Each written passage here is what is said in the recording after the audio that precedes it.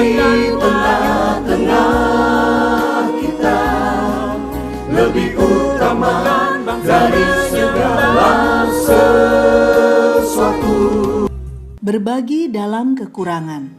Lalu pergilah perempuan itu dan berbuat seperti yang dikatakan Elia. Maka perempuan itu dan dia serta anak perempuan itu mendapat makanan beberapa waktu lamanya.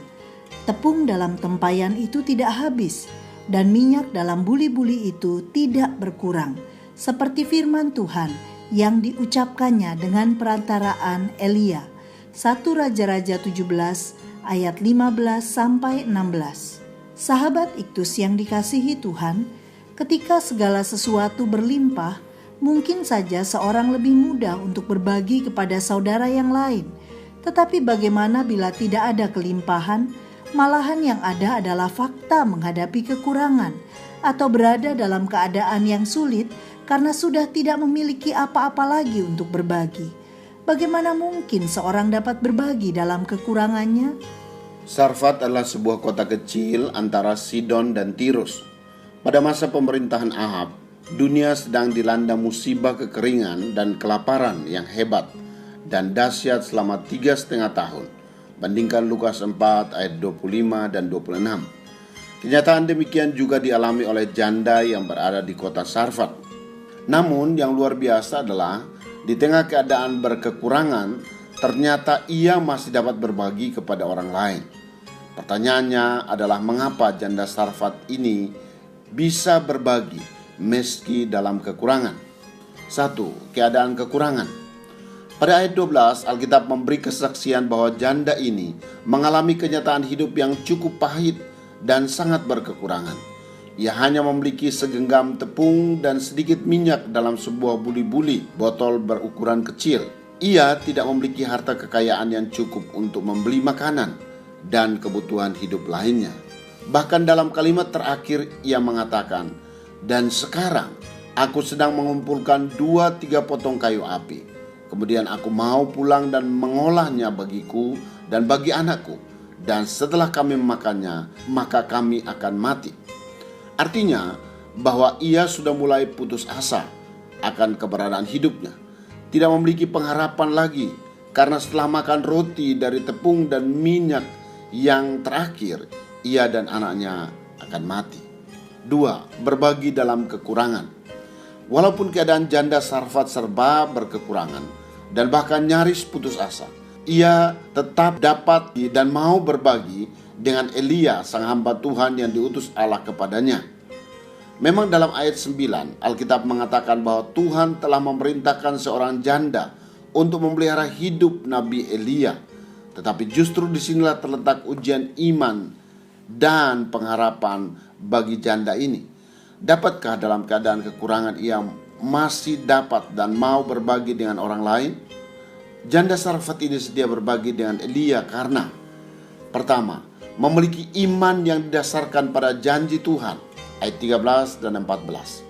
Sebab ada kemungkinan bahwa janda ini adalah salah seorang dari 7.000 orang yang tidak menyembah berhala, yang dilindungi oleh Tuhan dari kejaran Isabel yang memerintahkan untuk membunuh mereka, pasal 19 ayat 18.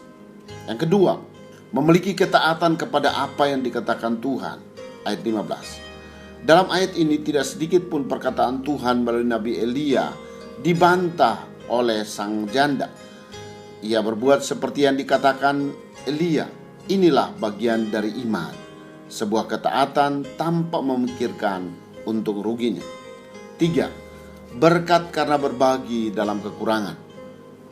Iman dan ketaatan sang janda membawanya kepada berkat-berkat yang disediakan oleh Tuhan.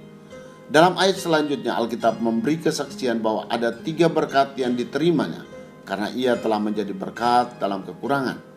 Pertama, dalam hal makanan. Ayat 15b, ia dipelihara oleh Tuhan melalui sebuah mujizat. Segenggam tepung dan sedikit minyak dalam sebuah buli-buli yang tidak pernah habis. Kedua, kebutuhan hidup jangka panjang tercukupi. Dalam kurun waktu yang ditentukan Tuhan, ia dipelihara kebutuhan hidupnya. Ketiga, anaknya perempuan yang semata wayang, Satu-satunya pengharapan hidupnya dibangkitkan dari kematian oleh Tuhan melalui Nabi Elia, ayat 23. Sahabat Iktus, pelajaran yang sangat berharga kita lihat dari kehidupan janda Sarfat dalam keadaan yang sangat kekurangan, bahkan keadaan kritis, hampir mati. Ia tetap mengutamakan kehendak Tuhan. Harta terakhir yang dimilikinya, sedikit tepung dan minyak, sebagai penyambung nyawa, dia berikan untuk Elia sebagai bukti dari iman dan ketaatan yang luar biasa kepada Tuhan. Resesi ekonomi saat ini sedang terjadi di mana-mana. Saya pun terdampak mengalami situasi sulit. Menghemat adalah cara terbaik agar tetap survive di tengah-tengah resesi seperti ini. Tetapi hari ini Alkitab berkata tentang berbagi dalam kekurangan, dan saya mau belajar menaatinya, sama seperti teladan yang diberikan oleh janda di Sarfat. Saya hanya mau mempercayai Tuhan yang sanggup mengubah kekurangan menjadi kelimpahan.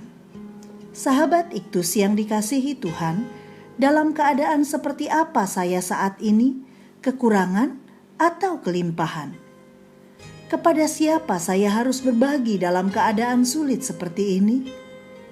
Berkat apa yang disediakan Tuhan bila saya mau berbagi? Tuhan Yesus, saya sedang mengalami situasi yang sulit saat ini, dan saya merasa saya harus memperketat pemakaian keuangan saya dari waktu ke waktu. Tetapi firman Tuhan hari ini berbicara tentang berbagi dalam kekurangan, dan saya mau taat.